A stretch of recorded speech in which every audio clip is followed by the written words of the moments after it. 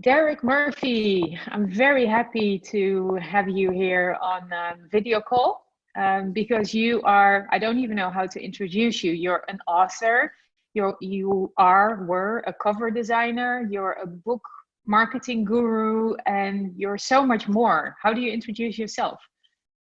That's kind of tough with nonfiction stuff. It's hard to find an author bio that hits all the points, and you have to make an author bio that gets their attention and makes them interested without being, sensational or salesy. So I try to throw in like, I like cats, cabins, and castles. Those are kind of three easy things that define me.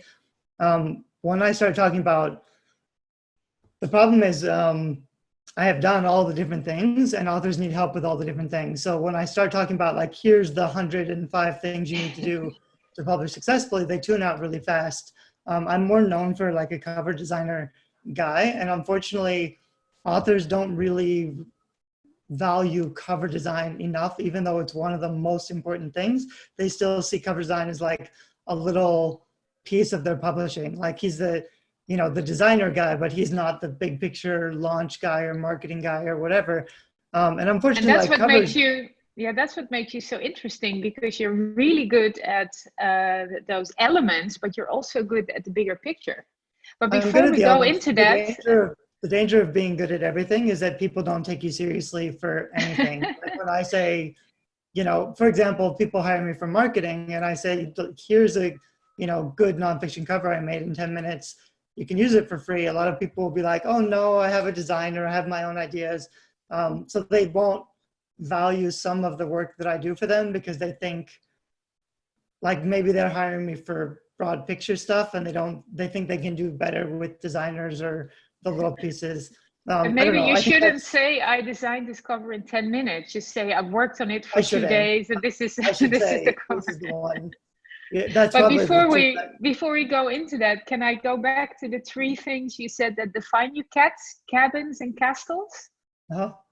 Can you explain? I don't have any of those three things. Those are just three things that I aspire to in an ideal life. But that's kind of with branding, it's not just about what you do and what you can help people with. It's also just how people see you, the emotions that people have when they think about you and your brand. So if they picture me in a cabin with cats, and I sometimes do writing retreats and castles, that's kind of enough for them to get a sense of who I am. The little stuff, like the marketing stuff, that's not branding. People might know me as kind of a books guy, but it's not enough because they don't have emotions about me and what I can do for them. So that's something I'm working on this year. A lot of my nonfiction books have been all nuts and bolts, practical value stuff. And I'm learning, if I want people to listen enough to consume my resources and take action so that they see results, I have to work harder. I think like you mentioned, like I kind of just say flippantly, here's some stuff I made. I don't try to really convince them of how valuable it is. So they get overwhelmed with the content, or they don't know where to start, or they don't take it seriously enough. So it's kind of my job as a teacher to get them to pay attention and get them to like respect what I have to say enough to consume the materials. And then I also just need to find a way of organizing and simplifying, because it is a lot of different stuff when you talk about. I think that's your problem or your challenge. You know so much. So let me try and help you and me and the viewers to take things step by step. The first thing is you are a successful author. A lot of fiction, also non-fiction. Can you mention some of the books you wrote and give us some tips, some of the things you learned about writing, both fiction and non-fiction? I was in the industry as an editor first and then a cover designer for like a decade. And I started doing a lot of other things. I started trying to focus on passive income models and courses and digital products. So I'd have time for writing. And also I was really frustrated. I was doing all these great covers for books that would never really succeed because the authors didn't know how to market them. Or I was editing books where you can have an okay book and I can edit it really hard and revise a lot of it and it will be better, but it will never be a great book because great books are written in the outlining and the structure stage. It's not really about the words on the page. A lot of writers get hooked up about, the words that they've chosen for each sentence, and that stuff doesn't really matter. It's the content that matters most, which is why like speed doesn't necessarily affect quality, and editing doesn't necessarily affect quality. So I don't always recommend hiring a copy editor or a developmental editor or anything. I've put out a lot of, I started writing fiction, which is done okay. I need to complete the trilogies that I've started before I can really start making big money. But they review well and people like them, so I know I've got a good start. I started blogging for fiction, so like top 10 vampire, werewolf, young adult fantasy novels set in castles or whatever, really specific long tail keyword stuff that fiction authors aren't doing. So I get a lot of traffic for all those different things, which helps keep my books visible. But I can't really compete in advertising until I have a bigger back end, which just means more completed series, a higher, like, I forget what it's called, but a customer acquisition value. Like you can afford to spend more because you have more books for them to buy. So I've been working on that stuff. I'm really excited about my fiction. How many books have you written? I've talking like written 10-ish novels, but I've written another 10-ish with co-writers this year. I've been trying to produce more by working with co-writers, which is actually really challenging. It makes sense as a business model. I'm not done with it yet, but it's a different thing. You can write your own books, or you can, like, I do the outlining and the editing mostly, and they do a first draft, which should make sense, except it's kind of a full-time job just doing that, and I want to be working on my own stuff also. So I'm learning how to balance, but it does make sense to put out more content, because then you can bid higher, you can spend more to get people on your email list because you have other things to sell them. It's interesting. The nice thing about fiction is that there's a ton of demand. It's a entertainment product, not like when people they might spend something on learning because they want to improve a skill or fix their business, but most people don't actually read those books. They don't take action. Whereas a fiction reader will read 30 to 50 books a month. They'll just consume tons of books. So if you can get them, and if they like your genre, then they will want to read more. I remember, I recognize that when I read a good book and the writer has written more in the same series or similar, then you're interested and you read the whole thing. So what is interesting to me, most people that I meet want to write a book because it's, they have a passion for something, or they have a story in their head. And I'm sure you have a lot of stories in your head, but you approach writing as a business, and you're trying to generate a passive income.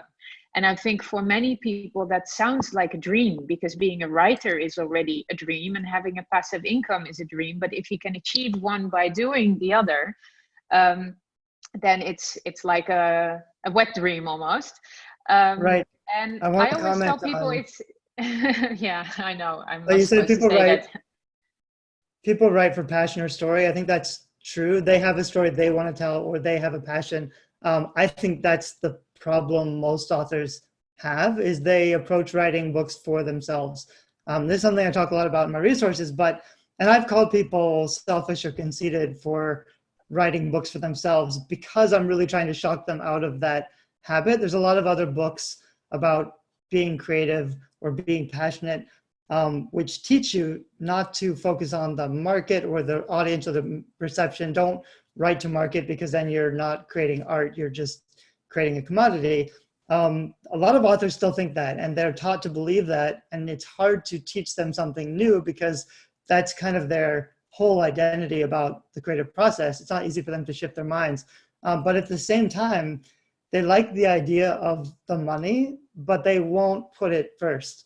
And the danger is, if you don't put the money first, you're not creating anything of value. If you don't know who your audience is or what they need or want, I always focus on how do I write a book that will help people or that they will enjoy. That's my starting point, because if I can help them or they can enjoy it, then they'll pay for it, and I'll be happy to take their money for it, because I know I'm providing the value they're paying for. A lot of authors, they say, I'm not in it for the money. I'm doing this because of my passion or my belief, or this is like a nonfiction because I have a message, I want to change the world. not nonfiction, I meant nonprofit. So if you have a nonprofit, which means you don't put the profit first, it means you don't know the value that your readers are willing to pay for. You don't know how to communicate that value. You don't know how to tell people this book is worth your money. You can only beg for support and say, you know, I wrote this book because it means a lot to me, so please go buy it. You're not giving them an actual reason to buy it. Nobody should be supporting your writing habit by giving you free money. You need to be writing books that have obvious value that they pay for. And that's so much easier to do if you identify who your audience is and what they like to read or what they need to learn, what they want from you. Then it's so much easier to actually create a good book quickly that they'll be happy with, that will satisfy them with. Most writers, they have a book that isn't really a good book. It may be well written, but it's not enjoyable to read, and it doesn't really teach the readers anything that they want to learn. Or a lot of nonfiction books make this mistake where it's got a lot of good content, a lot of useful content, but if it's not written in a way that keeps them reading, if you're not deliberately hooking their attention also and making them feel inspired, then they're not going to finish the book and they're not going to take action. And that's, if you've written a nonfiction book that doesn't inspire people and get them to take action, then there's not a lot of value in that. So you really have to do, it's not just about the content, it's also about the stories you tell and how you make them feel, and whether or not you succeed in getting them to believe that they can do this. And I always used to avoid that stuff for nonfiction because I thought I'm not a coach. It's not my job to inspire people. I just want to teach them, you know, what they need to know. But if they're not listening, or if they don't trust you enough, or if they're not inspired enough to actually take action, then the resources that you share really aren't good enough. And you're saying two things. You're saying your book should be good and it should inspire them to take action. But before that, you also said you need to write a book that your audience wants to read or needs or is inspired by. How do you find out what your audience wants? I think that's the first step.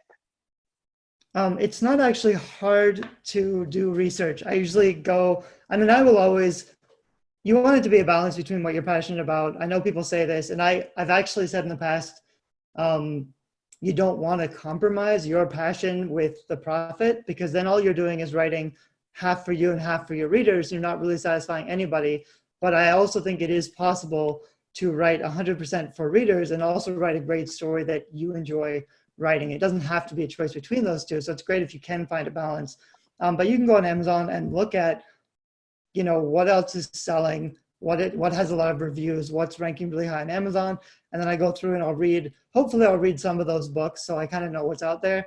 You don't want to make the mistake of assuming, like a lot of people who consider themselves writers think Shades of Grey sold 10 million copies, Twilight sold 10 million copies, but those were shitty books. I'm a good writer, so I can write for the same audience, but create a better quality literary novel. That's a mistake, because that audience, if you don't understand why that audience liked that book, you're not gonna satisfy them by doing something different. You need to figure out what made Twilight and Shades of Grey successful and be able to do something very similar that satisfies that audience.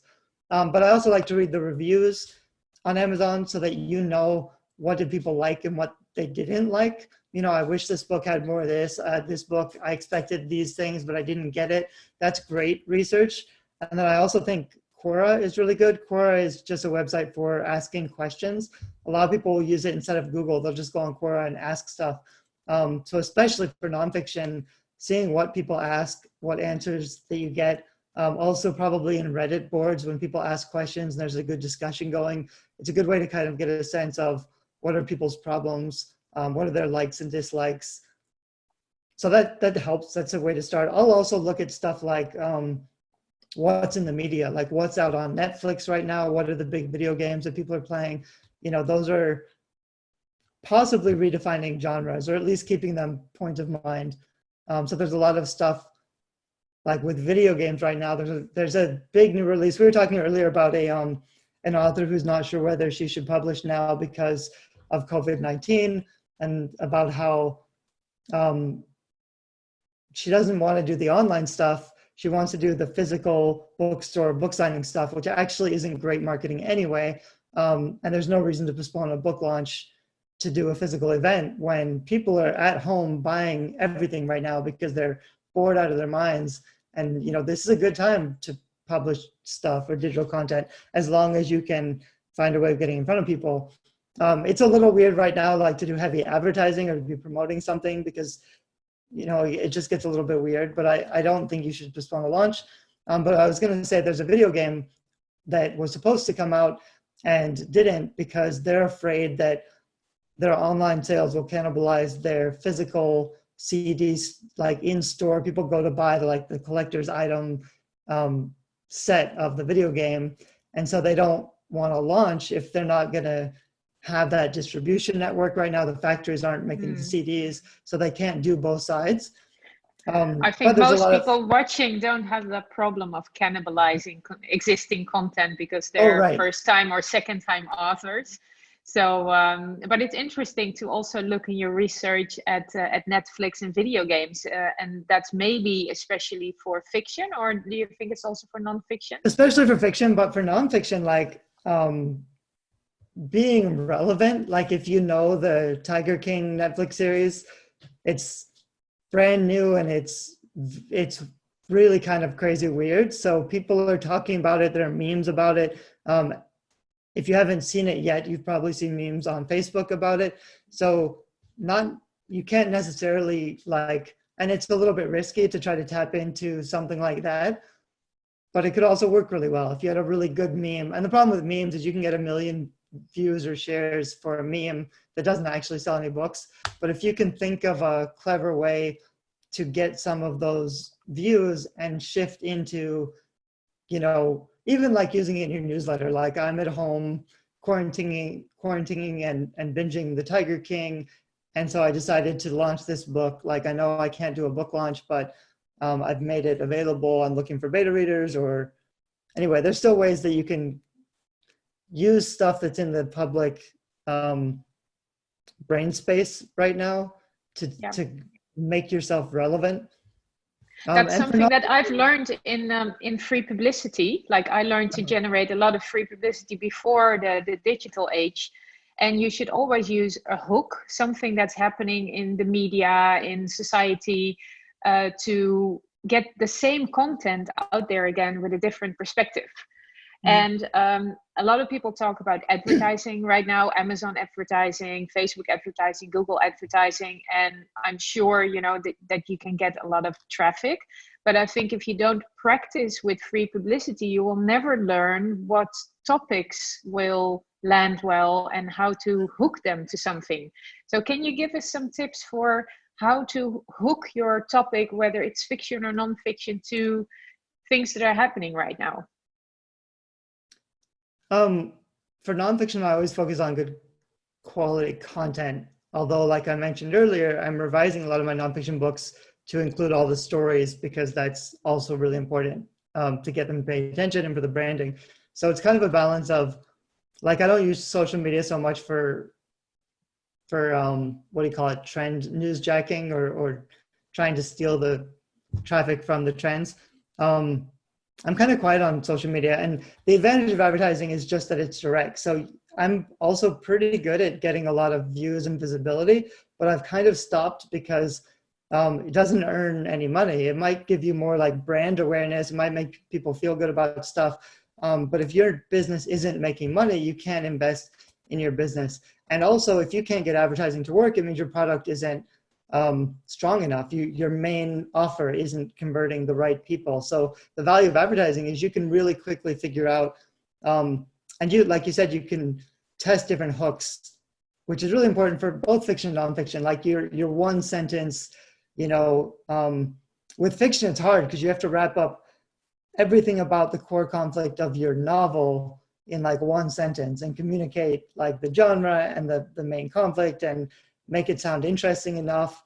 It's really hard to do, and it has to be really good because there are other people who are doing it better. And if you are going to try to use advertising, that one sentence is really important. But the way to do it is really with Amazon ads. You can set up 20 or 30 different ads with different sentences, and you'll figure out through testing which ones are getting the clicks. And then you can just slowly, do a new round and a new round until you get one that works. I usually like the ones that I think are my best ones aren't always, and sometimes you just have to test to actually see what, don't assume that your best idea is the one that readers respond to. So I think testing is really important. I think hooks are really important, but to the extent that if you're doing it right, you should be able to make advertising work. And the value of advertising is it's really direct.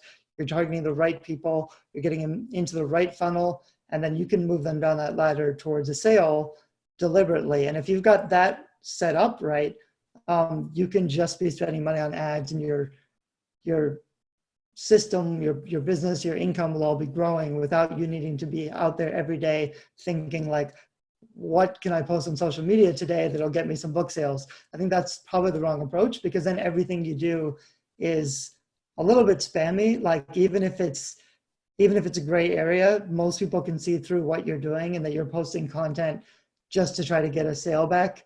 So I'd much rather, I have my sales stuff working, I have my funnels working, my ads running, but I can just be honest and authentic on social media without, trying to get people, that makes sense. You separate the two things. On social media, you inform people and you share things you want to share. And then in advertising, you target the people that actually want to buy. And hopefully I'm getting better at that. I also feel though that, I know some other people who just are shameless in a good way, where there's nothing wrong with selling if you've got a good product, if you're trying to help people. I think it's more of a personality thing. I think there are people who are just better at that, because it can totally work if you're very confident and you just, here's what I have to offer. This is why you need it. There's nothing wrong with that. That's probably a skill I could get more comfortable with. I just prefer, like, I can write it and set it up to be passive on autopilot. It's still the same emails. It's still like my messaging and my ads, but it's not me there doing it. You convinced us. A lot of the viewers are Europeans, and we're not so much into sales, and especially not to our own audience. But advertising helps you to find and target audiences that are looking for something that you're offering. So if we want to start advertising, let's do advertising 101. We've never advertised. What do we do and where, and what do we not do? What mistakes should we avoid? Amazon first, especially for nonfiction. I think the cool thing with Amazon is that AMS ads is only really available to people who are self-publishing on Kindle, KDP Publishing. So the majority of, big famous traditional published authors, they're not advertising at all. And the majority of self-published, or like a lot of authors, they'll use a small press. They don't put the files themselves on KDP, so they don't have access, or they do and they just don't know where to start. So with fiction, it's pretty saturated and it's difficult to spend enough to actually make it work. With nonfiction, I've seen people who have like a travel memoir, which shouldn't really sell at all, but they do crazy well because there's nobody else advertising. So they just spend money on Amazon ads and it works because they get all the visibility and they're not spending a lot. So for nonfiction, I think it can work really well. Like I said, you can test out a lot of different hooks to see what kind of ad copy works the best. And then you could even take your best hooks or taglines and put them at the top of your book description because it's converting well. And if it isn't working, number one, you probably don't have enough reviews. If you don't have at least 10 reviews, that's your problem. You can't really advertise anyway. Or if you've got the reviews and you think your sales copy is pretty good, then it's probably your cover. So if you're not getting the clicks, it means your cover is not good enough. Like they read the title and they see your cover and they're not interested. So you need a better cover, you need a better tagline or sales copy just so that, they're at least clicking on your ads. If you're not getting any views, it means you're not bidding competitively enough. So you have to raise your bids or your spending. If you're getting the views and the clicks and they're not buying, then it's a problem of your blurb. Like they're kind of interested. They want to see what it's all about, but you haven't sold them. So more reviews and a better blurb is kind of what you're missing. But you can figure that. The value of advertising is you can figure out where you're going wrong and what you need to fix pretty quickly. And every other form of marketing, you're just putting your book out there, but you're not really figuring out where exactly is my messaging failing? Why aren't they actually buying this book? So in that sense, Amazon ads can be really valuable. After that, Facebook ads can work really well, but I prefer Facebook ads for getting people into a free funnel with a free book or a free cheat sheet or PDF or something, just like a 5 or 10 page, very targeted offer solving one specific small problem. So not the whole book, like the how to write a book, but very specifically, how to write a prologue or an introduction to your book, how to do an outline for your book, something that solves a smaller problem, get them to take action and see results, get them in your email funnel, and then hopefully they'll go through and they'll buy the actual book or they'll buy a course or something. And the problem with that stuff is that I get quite a bit of traffic. I get a lot of opt-ins, but most people, I just checked today, I think, and out of like 100 opt-ins a day, maybe like 60% of that even open my first email. So already I'm losing 40 people. And then out of those 60 people, maybe half of those click on my thing and check out my resources. So if only, if I get 100 people and like 20 people actually go through and open my emails and click on stuff, I'm losing 80% of my people right away. So I've been trying to solve that dilemma by putting more of my offers on the front end, which just means like as soon as they click on something, I send them to a thank you page where they can download the thing I offered them. But then I have like a free video series which walks them through some more free stuff. And then at the bottom of that page, like the last video will say, okay, I taught you all this stuff, but now you really need this other thing. And here's a special offer, and I'll have the button at the bottom, just so that they can like see all the resources and my offer, immediately without needing to follow up or check their inbox or stick with it, because most people, they just won't. And I'm like that. Yeah, you have to catch them in the moment that they're interested. And a lot of people make the mistake of having them sign up for something, and then a week later you send them an email. While that moment, the thank you page, and the moment you have their attention is the moment to give some value for people to get to know you, and then to offer them something to continue. Mm-hmm. So you've already shared a lot of knowledge about the funnel, the testing, the different advertising strategies. And you said one thing: if people get to see your ad but they don't click on it, your cover is not good enough. Can you share some cover secrets, some mistakes that people made, some things you need to do to get a good cover? Yeah, the biggest mistake is just authors just decide to do what they want. They think, the cover's not that important, or all the covers look the same. I want my cover to be different and surprising and unique and stand out. That's what most first-time authors do. It's always a bad idea. It's never the right move. It can only work like they'll Google like best cover design, and the examples will be creative, literary, fiction or nonfiction covers, which don't have to sell the book because those are by famous authors or they have a huge marketing budget. The cover is not doing the selling in those cases, so they can take creative risks. If you're a self-publishing author, or even if you don't have an enormous marketing budget, you need your cover to do the work, especially online, where they're not even going to know. They're going to see your cover before they know what the book is about. And if they don't, if they look at the cover, either it's going to not communicate anything, and they won't know what genre it is or what topic it is, or it's just going to look unprofessional. So they're just immediately going to pass because it doesn't look like a quality book. People do judge a book by its cover. So even just like making it look like a standard book cover that they would expect to see from all the other book covers in the genre that they already like. You want to immediately with the cover say, like, this is just like all the other books you like, and it's just as good because the cover is as good and it kind of looks the same. You don't want to be like a clone.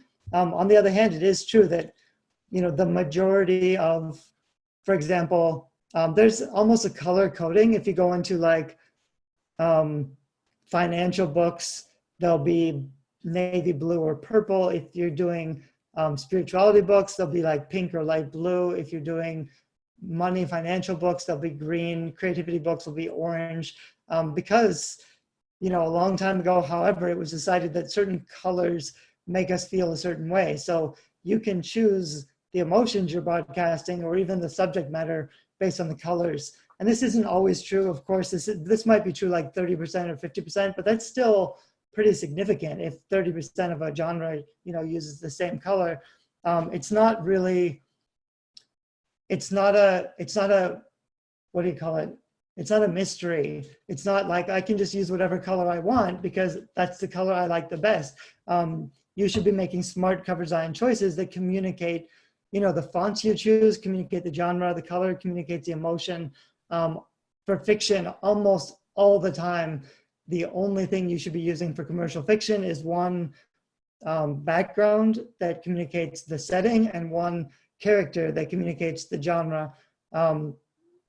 That's basically all you need. So I see all these other authors always want to try to do something clever and creative, or they like symbols covers, which like you can make a really nicely designed cover. The trick is just communicating as much information and making them feel as much as quickly as possible, which you can do better with a character in a setting because it has more depth and it has a human element than you can with a symbolized cover, which might look cool. And readers might say they prefer it more because they don't like seeing the characters on the cover, but it just won't perform as good when you're advertising because it doesn't communicate as much information. And with nonfiction books, people tend to either it's just homemade and they don't choose good fonts. But for nonfiction book, it's just a simple serif font or a simple sans serif font. It's really not that difficult to get right. You can use a stock photo that you buy for under $5 and just put nice text on it. It doesn't have to cost a lot. You just have to lean away from your impulses because your creative impulses will always be, I'm going to make this cover myself and I'm going to put in all the stuff that I like. And it's going to have all these symbolic references that only make sense after you've read the book, which are all bad ideas because you'll never have the opportunity to tell people this is why I chose this cover because this is what all these symbols mean. You're never going to have that opportunity to explain people. So if the benefit or symbolism isn't immediately obvious, you're going to lose that sale. You only have one chance for the first impression, right? Yeah, so you want to be clear, not clever. You want to communicate as much information as possible while still being as simple and minimalist and clean and professionally designed as possible. Clear, not clever. I like that. Don't design a cover that you want, but design a cover that your audience recognizes. There was a cover designer I met at the London Book Fair a few years ago, and he was giving a presentation. He said that, which really resonated with me. I'm not sure if that's his catchphrase, but it's a really simple way of communicating the most important part. I think it's the same. I think it's an old business sales copy adage or phrase. Yeah, it resonates with me. It makes sense. The same as with. I always try to be clever. I consider myself a clever person, so I will often make the mistake of being clever instead. Or sometimes because I'm uncomfortable with sales, I'll feel like I'm not directly going to just sell the thing. I'm going to be clever and roundabout, and it just doesn't work as well. Yeah. I get a lot of emails people really, really like me because I'm authentic, which is great. But if I'm not communicating how my resources can help them enough that they decide to join, my program or buy my course or whatever, then I know that they're not actually getting all the value that they need. They're just consuming my free resources. I'm not helping them as much as I could be helping them. And if that's a messaging problem, that's really my fault. I need to get better at the sales so that I can help more people. Yeah, because that's a good thing you're saying. We are not trying to sell people something. We are trying to help them with the books that we're writing and with the things that we are experts at. So that's what I always tell people. If you feel a bit apprehensive about stepping into the spotlights or doing personal branding, it's not about you, it's about the message you have to share. So having said that, another way to get your book and your message out there is through partnerships. Either partnerships with people or partnering up with other books and promoting other books in a certain genre or with a certain objective. And you have some systems for that. Can you share something about partnerships? Mostly what I like to do for list building is And just for research, I was going to say actually a minute ago, another caveat about insecurity or confidence is often that if you haven't built an audience yet, or you haven't vetted your book proposal, you're like, you don't know actually if anyone's going to like what you're doing or why they're going to like what you're doing, then of course you should feel some insecurity. The solution isn't necessarily more confidence, it's just more research and really honing your message to make sure it's resonating with people. The best cure for insecurity is getting actual feedback. Something else I figured out recently was my whole publishing thing is guerrilla publishing, which people assume is about like being a rebel and thinking outside the box and not doing the obvious thing, but doing the clever stuff. And that's not really the case.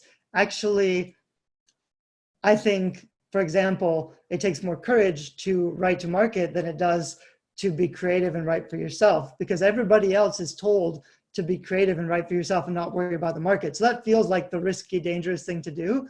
But it's not, because there's no fear. If you're writing for yourself, it always feels good and it always makes you happy.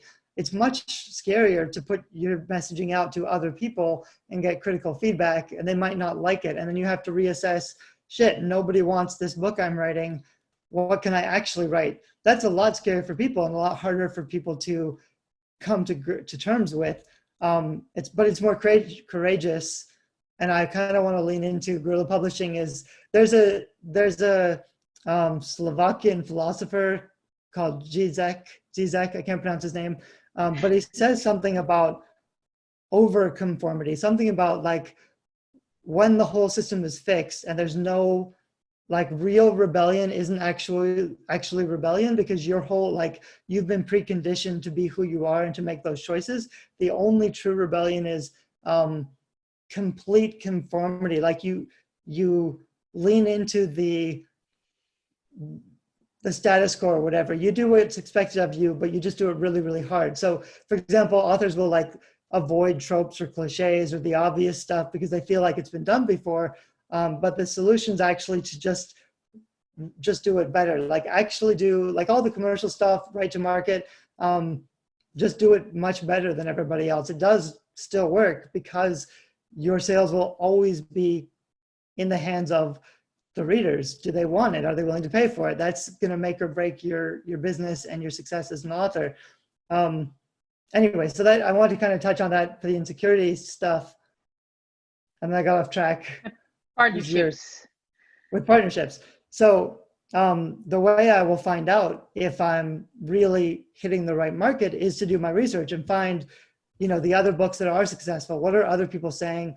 Reading the comments. What do people like and dislike about those books? That's a really easy way to make sure your book is going to hit the right chords with your audiences. Is you know what they've already read.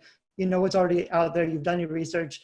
So now you can position your book well and say, the problem with my industry is there are all these books that talk about this, but none of them talk about this one thing, which is why I wrote this book, which is, it summarizes all these other books, so you don't even need to read them. And it positions, like it helps you with that one other thing. You always want to be not like nobody else has ever done this before, but this has been done before because it's important, but everybody else is missing this one crucial thing, which is why, and also for fiction, like, I've read all these right now, dystopian vampire books are what's really popular, like dystopian royalty vampire books.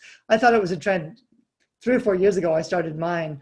And only right now I keep seeing some pretty famous authors who are just now on board, which means the trend isn't over. It's kind of just starting. I need to finish my dystopian vampire series. So something I can tap into, but I also need to figure out how mine is different or better.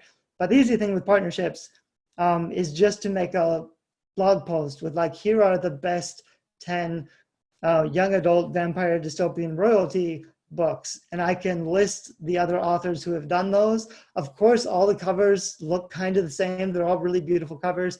I also have one of those books, so I can put my book on the top or at the bottom of that blog post. And then I can share the blog post with all the authors, because it's difficult to get like real engagement. If I emailed all those authors and I said, do you want to do cross promotion?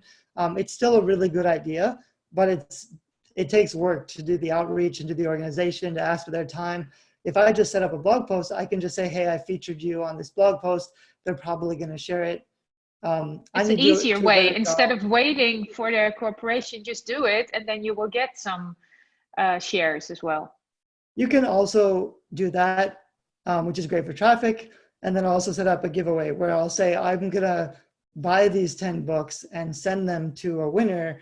And you set up a giveaway with King Sumo or a giveaway app, which has the added value that people are signing up to your email list and that people will share if they want to win. So they sign up for your email list and then they share it with all their friends who like the same kind of content. So And you the get bigger an the email prize, list of all the people who like this genre. That's a great idea. yeah. And you mentioned 2 book sharing apps or King Sumo websites. is a big one that works really King well. Sumo, yeah. And There's the a other one? few others.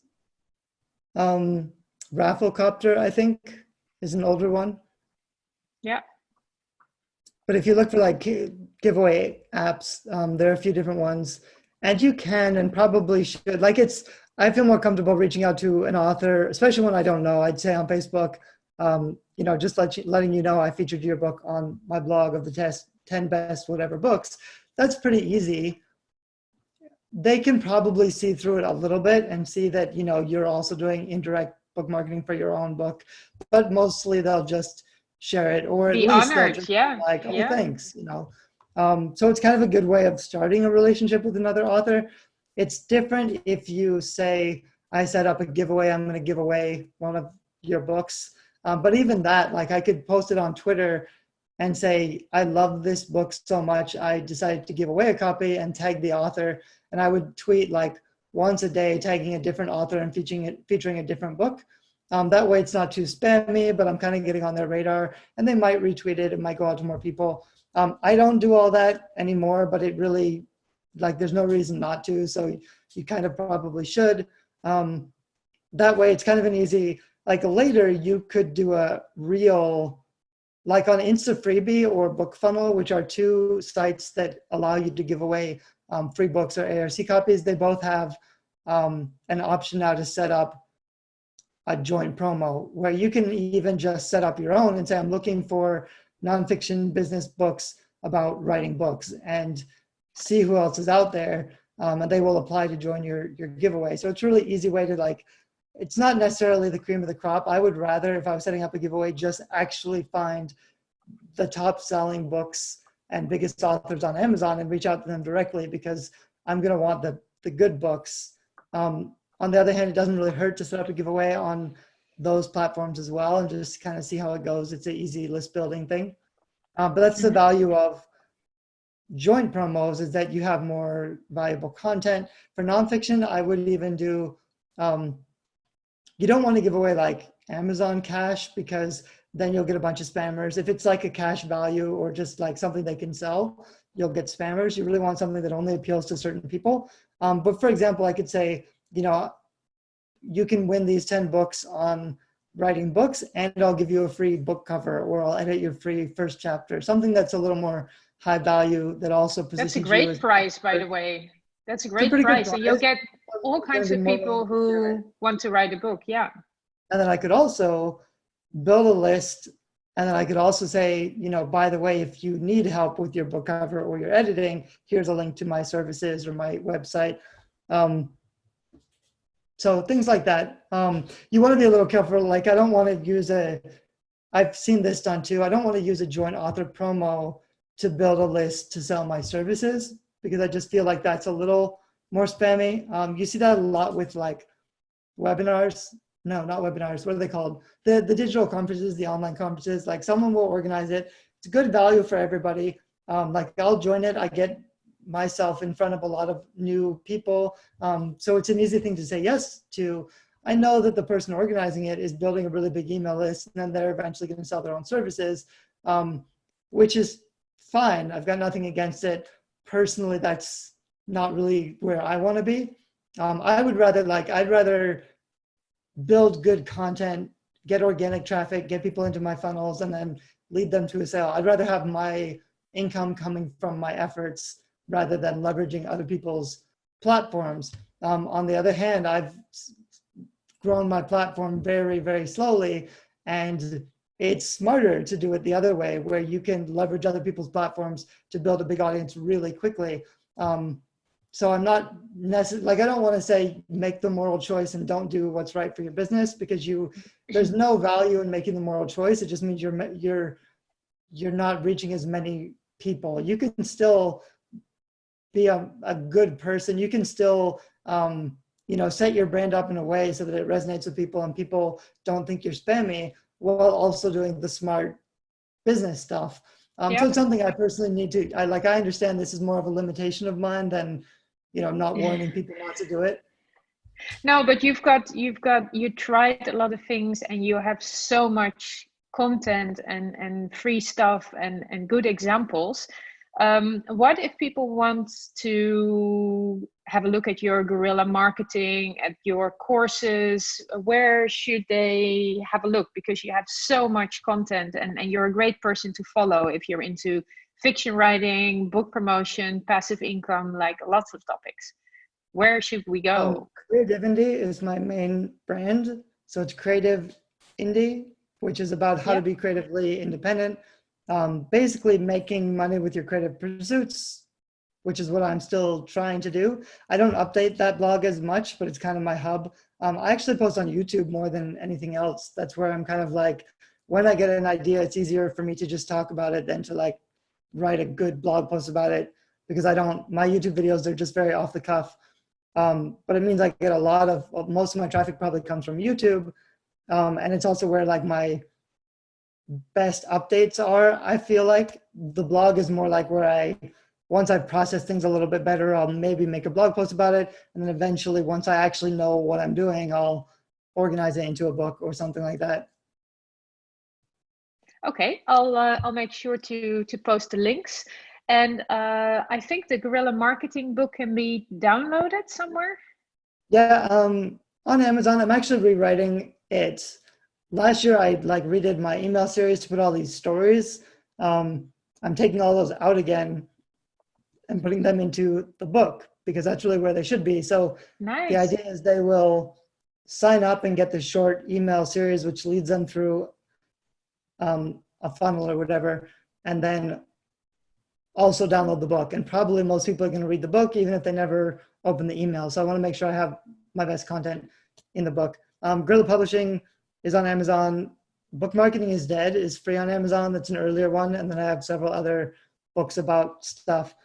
And they're fine, but I'm really excited about a new book that'll be about writing books. I've done a lot of my books, they're okay. They get good reviews. They have a lot of content, but I don't feel like they're not, what's the word? General nonfiction. They don't have, they're very specific to a targeted audience. So if I want to write books that make money, I need to solve problems for a larger audience, which is what I want to be doing with my next few nonfiction books. And what you're saying is what so many authors are saying, like what I have right now is okay, but now I'm working on something better. And what I tell them then is, as an expert, if something is okay or not good enough for you, for most people out there, it's very valuable content. And I know you a little bit, and I know even a book that you think is so is very valuable for most of us that are just starting out. So I'm going to direct people to all your older books and all your existing content, and then hopefully they'll sign up for your list and wait for this incredible new content that you're creating. You're a great inspiration. Thank you, Derek. I have to re-listen to this interview to get all the value that you shared, because you're so fast and so going in all directions. So I'm happy we caught this on video. Sure. Thank you so much. Do you have one tip or call to action for people watching? Finish your book, publish it now. This is a good time. There's not really a reason to wait. You want to finish it and then be writing the next one. Not like if you push off the deadline and be like, oh, I'll wait until the fall or next year, whatever, you could have written 3 more books in that time that you put off. So, take advantage of the time you have now. Great. Thank you so much. Sure. Bye-bye.